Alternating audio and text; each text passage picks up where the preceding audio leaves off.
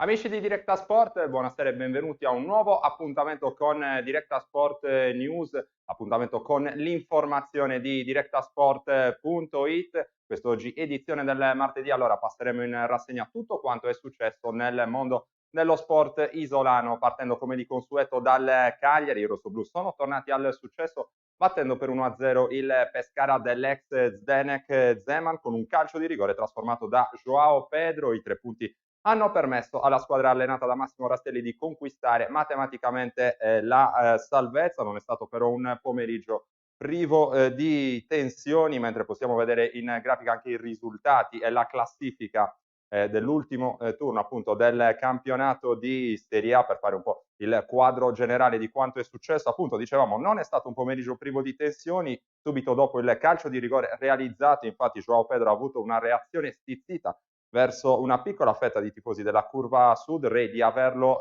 fischiato poco prima della battuta dal dischetto, ma la gara, come saprete, è stata segnata dagli insulti razzisti al calciatore del Pescara sulle Imuntari, che in polemica verso il pubblico ha lasciato anzitempo il terreno di gioco. Intanto, chiuso, come detto in precedenza, il discorso salvezza, si inizia dalle parti del Cagliari, insomma, a pensare anche alla prossima stagione. Nei giorni scorsi al T-Hotel è stata presentata la sede del ritiro estivo appunto del Cagliari, che sarà ancora una volta a Peio. Allora andiamo a sentire il servizio.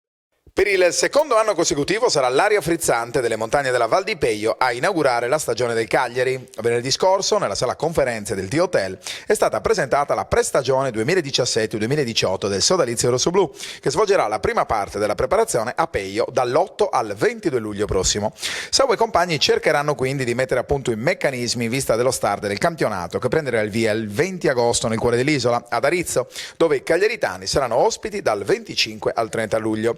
Soddisfazione è stata espressa dal direttore marketing del Cagliari Calcio Mario Passetti, che ha sottolineato l'efficienza strutturale delle due sedi scelte, ormai più che collaudate sotto il profilo organizzativo.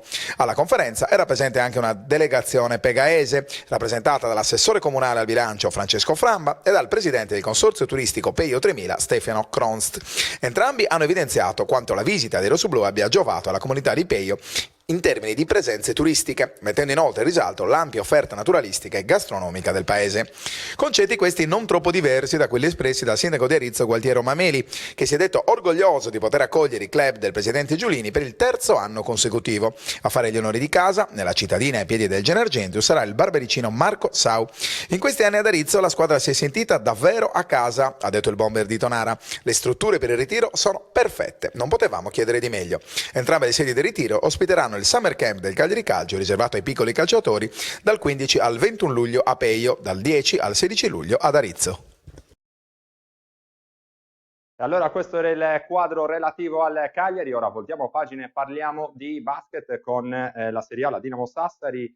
I bianco-blu di Federico Pasquini, reduci da 5 vittorie consecutive, non sono scesi in campo nel weekend, lo faranno mercoledì sera in casa contro la Reyer Venezia. I sassaresi cercheranno di ottenere il successo appunto per blindare la quarta piazza in classifica, mentre in grafica vedete i risultati e la classifica del campionato appunto di Serie A oggi in Clubhouse. Intanto proprio Federico Pasquini ha presentato la gara. Venezia è una squadra talentuosa e profonda, ha detto il tecnico ferrarese, ma siamo artefici del nostro destino e vogliamo assolutamente vincere. Questo dunque era anche il quadro relativo alla Dinamo Sassari. Ora torniamo al calcio per parlare di Lega Pro, per parlare di Olbia. Sta funzionando la cura Meleu, infatti l'Olbia, così come accaduto una settimana fa a Pistoia, ha vinto grazie a un gol di Roberto Ogunseye.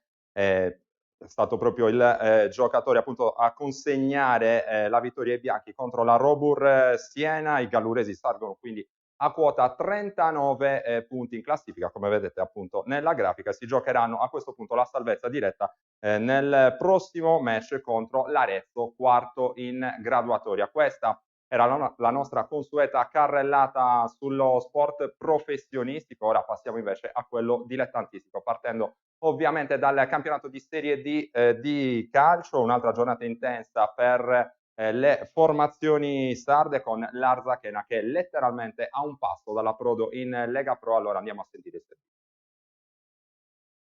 È stata, come nelle attese, una giornata di passione per le 7 squadre sarde impegnate nel girone G del campionato di Serie D. Non ha tradito le aspettative il derby del Quadrivio di Nuoro, che ha visto l'Arzachena compiere un passo, forse decisivo, verso l'approdo in Lega Pro. Gli smeraldini, guidati in panchina da Scirpoli, data l'assenza per squalifica di Mister Giorico, si sono imposti per 3-1 sui Barbaricini, grazie a una prestazione da grande squadra. Passata in vantaggio con il bomber Sanna, infatti l'Arzachena non si è fatta intimorire dal pari del nuorese siglato da Curcio e ha mantenuto la barra dritta, andando avanti nuovamente con Sanna e chiudendo i conti poi grazie alla rete di Nuvoli. È tornata dunque mestamente a casa la delegazione del Monterosi giunta in Sardegna, in maniera forse poco opportuna, per constatare di persona le regolarità di una gara che per larghissimi tratti ha avuto il sapore della battaglia. E per averne conferma basta osservare l'infuocato post partita in casa nuorese. Con i play-off ormai svaniti, infatti il presidente Artedino è andato su tutte le furie, esonerando il tecnico Mariotti per condotta antisportiva nei confronti del club. L'Arzachena, dal canto proprio, continua a gongolare. Domenica prossima, in caso di vittoria sull'Albalonga, arriverebbe il tanto agognato approdo nel calcio professionistico. Nell'altro derby di giornata ha conquistato punti preziosi il Muravera, ormai vicinissima ai play-out. Contro un Lanusei combattivo, nonostante la salvezza già raggiunta, è bastato un guizzo di Nurchi, giunto alla 6ª marcatura stagionale. Gli uomini di Franco dovranno però respingere fino all'ultimo gli assalti della Torres, vittoriosa in rimonta ad Albano Laziale. Pina e Soci, sotto di un gol e matematicamente retrocessi in eccellenza fino a mezz'ora dal termine, hanno reagito nel finale con le reti di Florencianez e Mucci, mantenendo vive le speranze di poter disputare play-out contro il San Teodoro, già certo della propria posizione in classifica grazie al fondamentale successo per 2-0 sull'Ostiamare, garantito dalle reti di Puntoriere e Spano.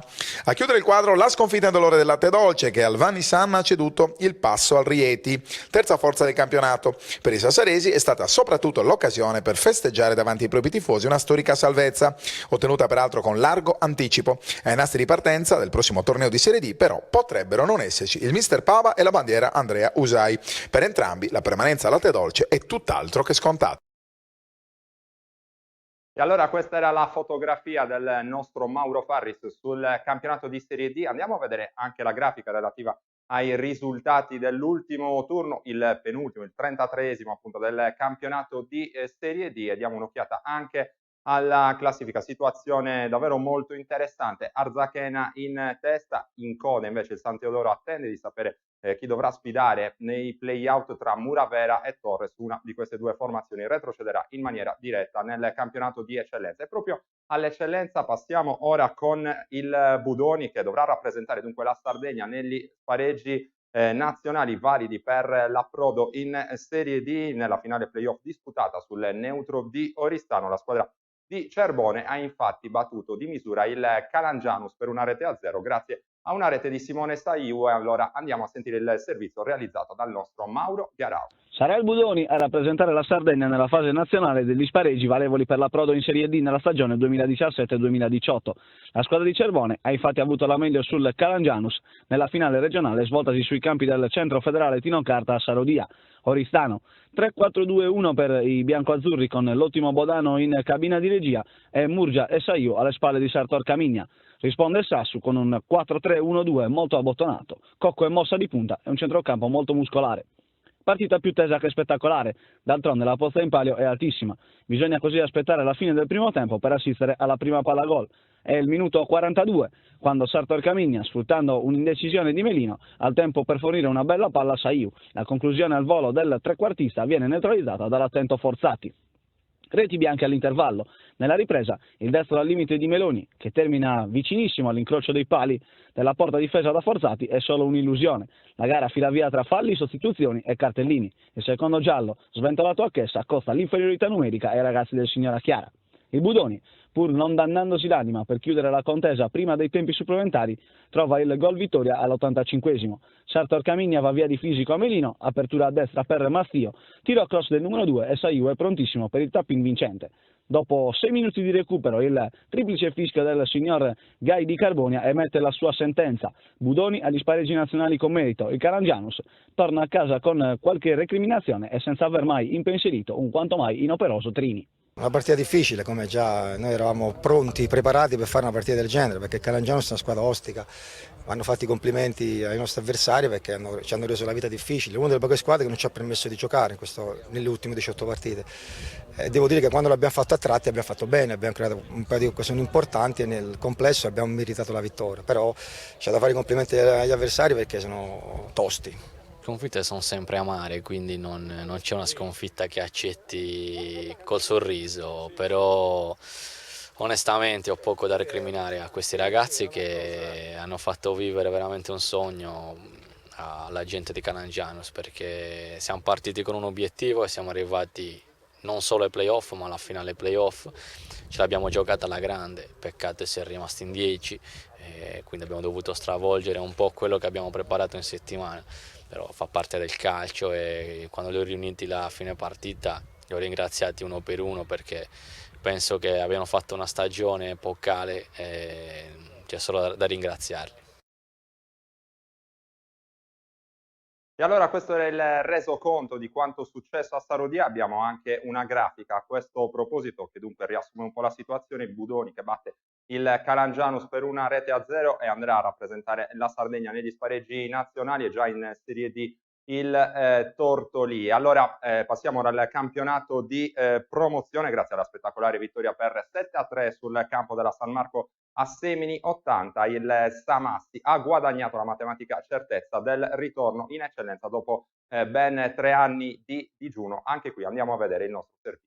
Dopo una lunga serie di rinvii è finalmente arrivato il momento della festa. Grazie al roboante successo per 7-3 sul campo della San Marco, il Samassi ha guadagnato l'approdo in eccellenza con 2 giornate di anticipo sulla fine del torneo. Un risultato che corona un girone di ritorno da record per gli uomini di Busanca, imbattuti da 12 giornate e capaci di mettere in fila Carboni e Guspini, sfoderando il miglior attacco e la miglior difesa del torneo. Certo, il percorso non è stato semplice, ci davano tutti per favoriti all'inizio dell'anno, però poi i campionati bisogna vincerli sul campo. Sì, il gruppo si è cementato cammin facendo perché è una squadra composta nei titolari 11 undicesimi nuovi e quindi rimettere in piedi, costruire qualcosa che abbia un senso dal punto di vista tecnico, tattico e anche dal punto di vista comportamentale non è stato semplice. Piano piano ci siamo riusciti, una volta che abbiamo trovato l'alchimia giusta non abbiamo avuto rivali. Eppure sul sintetico del campo Coghinas di Assemini i mediocampi danesi hanno dato ampia dimostrazione di essere la compagine più attrezzata del lotto. Nonostante la defezione dell'ultimo minuto del bomber cacciuto, i biancoazzurri hanno approcciato la gara con grande intensità, passando in vantaggio dopo un minuto su una sfortunata autorete di Floris e poi dilagando grazie alle doppiette di Melis e Meloni e alle marcature di Mura e Congiu. E al 90° sia sul campo che sugli spalti è scattata la meritata festa. Vincere i campionati è sempre una bella gioia, poi San Massi se lo meritava questa società, quindi siamo contenti perché abbiamo raggiunto un grande obiettivo.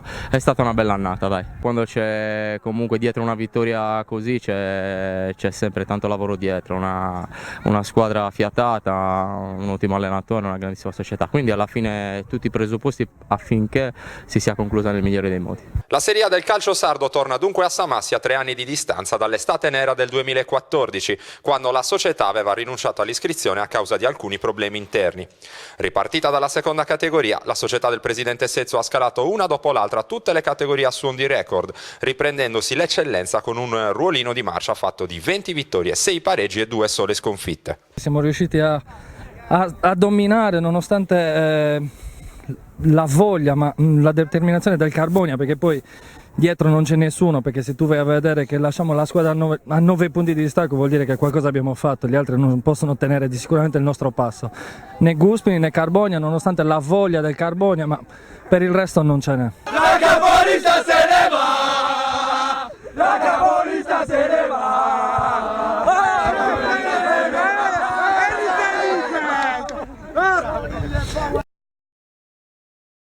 E questa era dunque la bella festa del Samassi. Chiudiamo ora la pagina relativa al calcio offrendovi l'intervista che abbiamo realizzato a Oristano con il presidente del comitato FIGC Sardegna Gianni Cadoni, che ha fatto un po' il punto della situazione sui vari campionati regionali.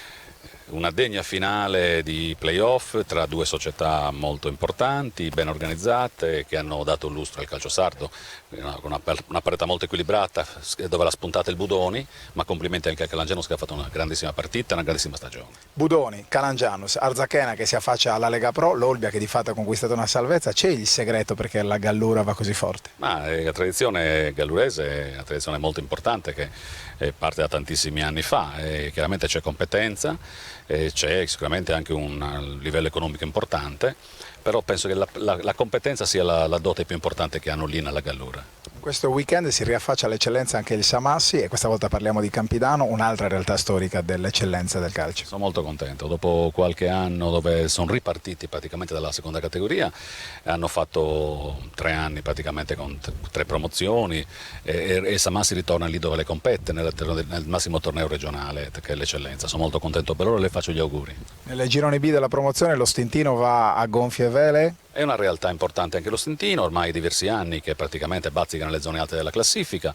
Quest'anno probabilmente, adesso non conosco i risultati odierni, ma probabilmente riesce anche lo Stintino ad andare in eccellenza e questo è importante perché comunque tutta la Sardegna alla fine sarà ben rappresentata nel prossimo torneo più importante chiaramente che c'è nella regione Sardegna. Il lavoro in FIGC non è finito, Sarrodia è pronta a raccogliere altre manifestazioni, ma soprattutto c'è la Supercoppa d'Orgali. Sì, Supercoppa d'Orgali, di solito è una partita che organizziamo noi, però è già qualche anno che concediamo alle due società di potersi mettere d'accordo sul luogo della finalissima. Dorgalese e Tortulisi sono messi d'accordo, la partita sarà fatta a Dorgali il 4 maggio alle ore 17. Siamo ben contenti anche di soddisfare quelle che sono le esigenze delle società e far sì che il pubblico possa seguire un evento così importante in maniera numerosa. Presidente Cadoni che è in stella da novembre, allora andiamo a sentirlo anche sui progetti futuri della FIGC Sardegna.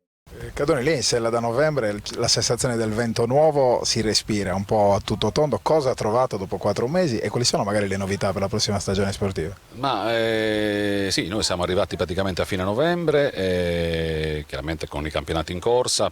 Io devo dire un grazie veramente sincero a tutte le società sportive regionali perché comunque ci hanno dato una mano importante, perché capisce che arrivare a metà percorso è sempre molto complicato anche perché devi portare avanti quello che è già stato impostato.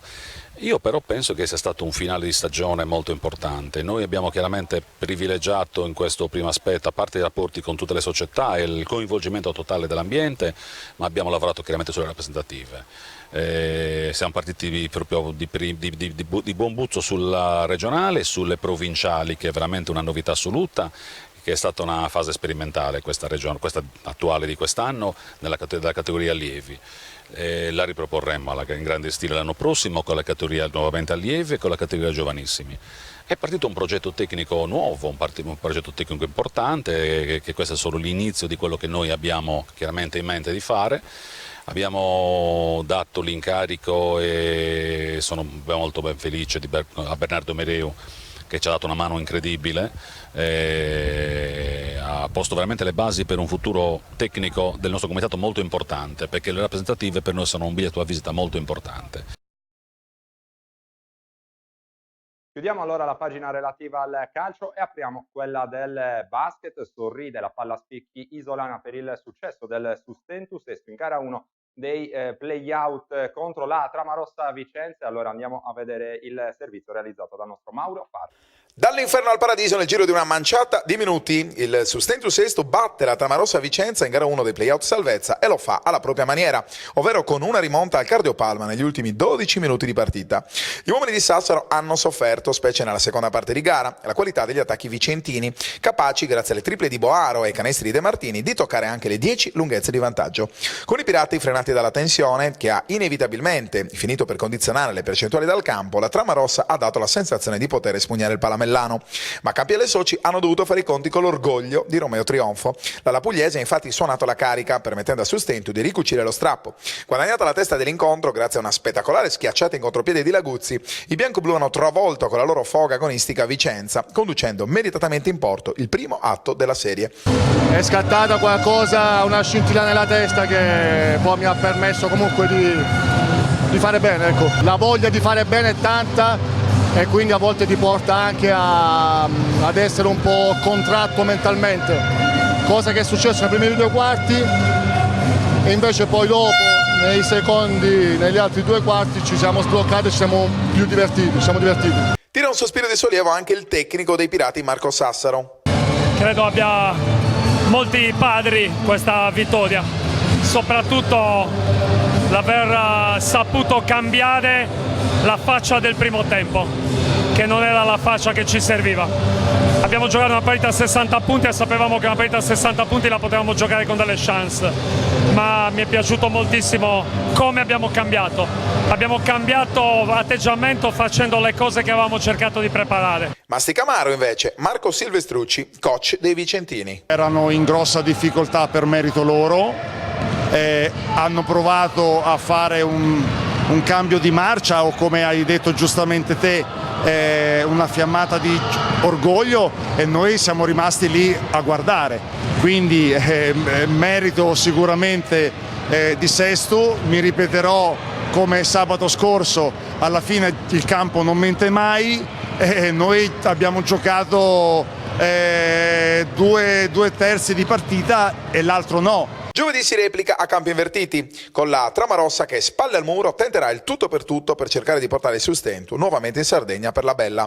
Il club iberico in queste ore sta cercando di chiamare a raccolta il proprio pubblico e concederà l'ingresso gratuito al Palagoldoni. In casa Accademia invece c'è apprensione per le condizioni di Dario Scodavolpe. La guardia di Latina si è fermata nelle battute conclusive del primo tempo di gara 1 a causa di uno stiramento e le speranze di poterlo recuperare sono ad oggi ridotte al lumicino.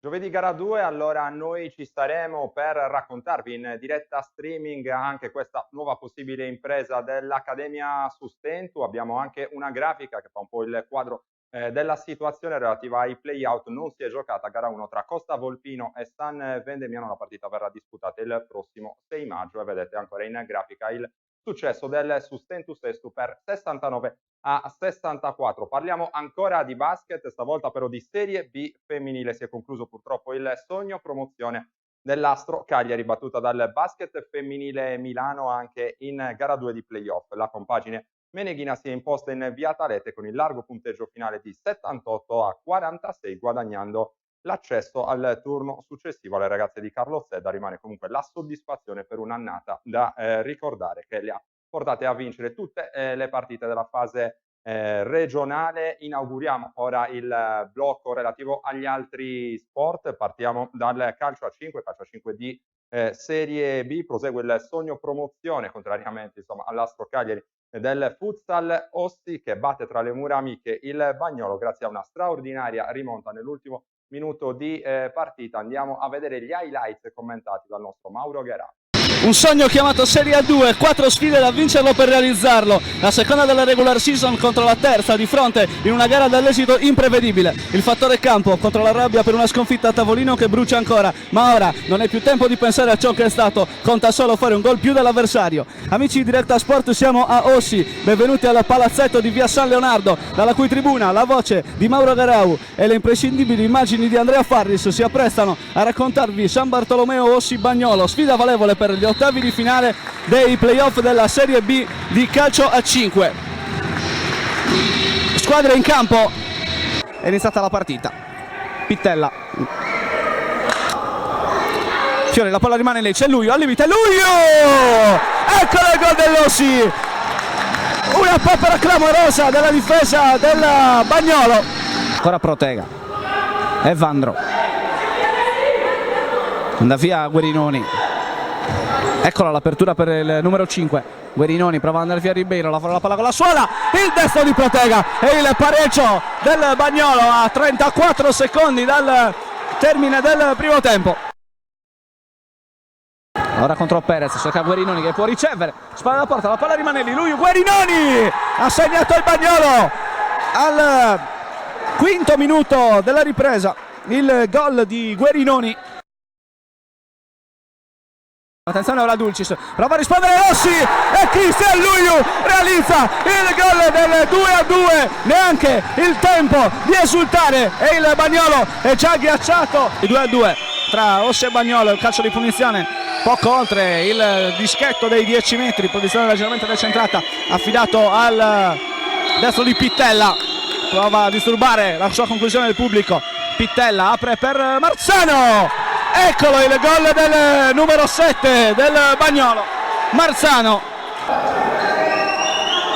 Mani Vinciguerra per Evandro, dentro a cercare Massaro, il controllo a seguire, la porta è vuota e il gol del 4-2 firmato ancora da Federico Guarinoni. La gran parata di Lobuglio, arriva Pittella a rimorchio, conclusione ribattuta da Ribeiro, attenzione Roberto Fiori, può lavorare di sola contro tutti e trovare il gol che riapre la contesa al minuto 11, mancano 10:48 alla fine. Roberto Fiori ha portato il punteggio sul 4-3, ridando speranza ai suoi. Va un tunnel ai danni di Protega, anche in maniera si libera del pallone, poi in duro contrasto, ancora la palla per il Bagnolo che trova il gol del 5-3, ancora nella persona di Allen Protega. Vediamo se proverà il tiro, invece preferisce allargare per lui. Il taglio di Lubinu e il gol del 5-4 firmato da Lubinu quando manca un minuto e 52 secondi al termine. Entra Dulcis nel frattempo, prova Lubinu ad andare via, viene strattonato in maniera evidente dal numero 8 Protega. Luiu sul punto di battuta, c'è Dulcis basso a sinistra, Lubinu al limite dell'area di rigore sempre sulla sinistra, Perez a destra, Fiori da ultimo uomo, vediamo se Luiu proverà direttamente in porta e trova il pareggio di Cristian Luiu al 20° di gioco, 1-0-4, la sassata di Cristian Luiu. Si riprende a giocare Protega, ultimo giro di orologio iniziato, Pittella e recupero di Lubinu che prova a destro da fuori. Marzano, la porta è vuota, poi Ribeiro, il destro che colpisce l'incrocio dei pali. Brinoni dall'altra parte prova a spizzicare, Perez guadagna la linea fallo laterale, 3 secondi al termine, Fiori, Ribeiro, il destro è sulla sirena, incredibile, 6-5 per l'Ossi, manca un secondo al termine. L'ha decisa Ribeiro, incredibile, 6-5 per l'Ossi. E queste erano le emozioni di una gara veramente pazzesca, ce l'ha raccontate il nostro Mauro Garau. Ora l'Ossi affronterà nel prossimo turno il Potenza Picena, si tratterà dei quarti di finale, insomma continua il sogno promozione dell'Ossi. Grande in bocca al lupo anche a questa realtà dello sport sardo. Continuiamo intanto a parlare di calcio a 5 Serie A2 maschile. Il Città di Sesto continua a programmare la prossima stagione. Dopo i rinnovi di Ruffine ed Erbi è arrivata anche la firma di Fabrizio Zanatta, il portiere italo-brasiliano è reduce da un biennio nelle fila del Cagliari Futsal. Ancora intanto una notizia di calcio a 5 prima di chiudere: è arrivata una sconfitta per l'Icnusa Sinnai nei quarti di finale scudetto della Serie A Elite di calcio a 5 femminile. La squadra allenata da Toni Petruso è stata sconfitta per 3-2 dal Breganze. Non è bastata la doppietta siglata dalla brasiliana Vanessa Pereira. Domenica 7 maggio al Palagiotto di Sinnai è in programma il match di ritorno. Allora, con questa notizia è tutto per questa edizione di Directa Sport News. Da Roberto Rubio e da tutta la redazione di Directa Sport l'augurio di un piacevole proseguimento di serata.